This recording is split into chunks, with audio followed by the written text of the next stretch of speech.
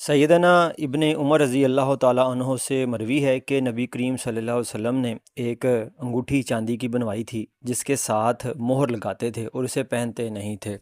اسی طرح سے ایک دوسری روایت ہے کہ سیدنا انس بن مالک رضی اللہ تعالیٰ عنہ روایت کرتے ہیں کہ رسول اللہ صلی اللہ علیہ وسلم کی انگوٹھی چاندی کی تھی اور اس کے نگینے بھی جو ہے وہ بھی چاندی کا تھا، یعنی کہ ساری کی ساری جو انگوٹھی تھی وہ چاندی کی تھی۔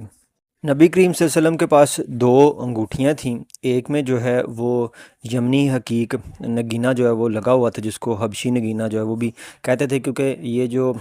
پتھر تھا یہ یمن میں اور حبشہ میں جو ہے وہ پایا جاتا تھا،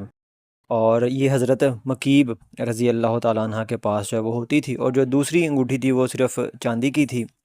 سیدنا انس بن مالک رضی اللہ تعالیٰ عنہ سے روایت ہے کہ وہ فرماتے ہیں کہ جب رسول اللہ صلی اللہ علیہ وسلم نے عمرہ عجم کو خطوط لکھنے کا ارادہ فرمایا تو عرض کیا گیا کہ عمرہ عجم ان خطوط کو قبول نہیں کرتے جن پر مہر نہ لگی ہو، تو رسول اللہ صلی اللہ علیہ وسلم نے ایک انگوٹھی